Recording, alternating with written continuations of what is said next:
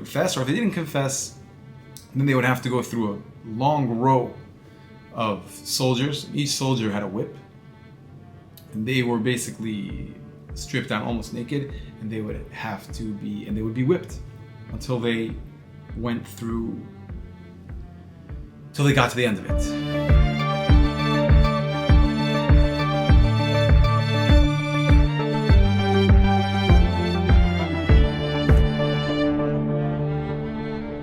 Alright, so quickly. Last week we said a story about two tzaddikim, and they made opposite promises. The promise of Reb Pinchas of Karetz was the one that was fulfilled. What the Shpola Zeder promised was that a certain person would not have a child, and what the Reb Pinchas of Karetz promised was that this person would have a child.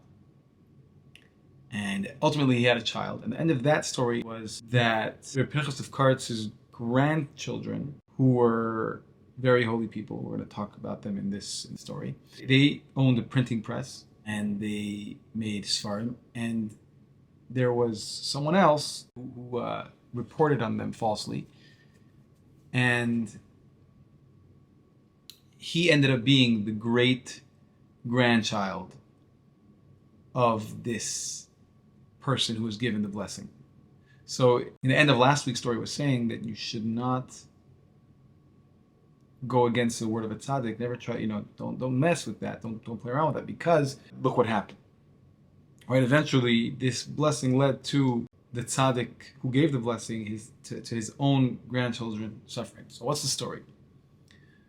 So basically, they were very successful. These two brothers, the brothers of Slavita. I think one of them was named Pinchas, and the other one's name I forget. And they were very successful, and the Russian government was looking for an excuse to make problems with them. And so they eventually, one of their workers, he was in general very depressed. His name was Laser, and he unfortunately hung himself. And so they blamed the hanging on them. They said that they hung him. They killed him as a retaliation because he had reported on them that they allegedly were printing anti-government propaganda. Now, I don't know if this is the same individual that actually reported on them, or if they were making the whole story up. One thing for sure is they didn't kill him. And so there was a whole long process of a court case, which obviously was not slated in their favor at all. And at the end, they were told that they should either confess, or if they didn't confess, they would have to go through a long row of soldiers. Each soldier had a whip, and they were basically stripped down almost naked, and they would be whipped until they went through, till they got to the end of it. Now, the brothers were not ready to confess to something that they didn't do. And so they chose to stick to their story. And they had to go through this long line. And this was something that was unheard of beforehand. And, who can even survive such a thing?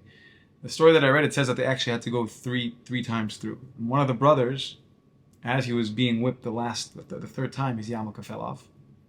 And he would not budge. He would not move because the yarmulka was off. An incredible amount of Yerushalayim, someone to be able to have the presence of mind while he's getting whipped and while he's being, destroyed physically, to stay there and not move.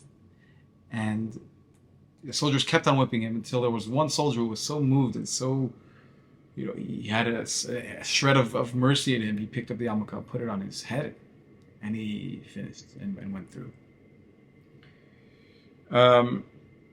They ended up going to Siberia afterwards as a punishment for their crime. And after 17 years, they were freed by one of the czars. The reason I'm telling you the story is, number one, it's connected to last week's story. And it also is, in one story you have the reason why we're in Gullus, and and B, the reason why we should be taken out of Golis. We've been in Golis for so long, and we've through everything we've stuck to God. We're still holding strong, and we're waiting every single day for Mashiach to come. And this is just one of the many examples of the stories that no matter what we've gone through, we've stuck to what God wants from us, and no, we're far from perfect, but we're still His children. So, just wanted to come on, say this quick story, and it's still Tisha B'Av, and we're still hoping that Mashiach will still come before the end, and we'll still this year be able to say Afreach and Tisha B'Av. So, until next time, friends.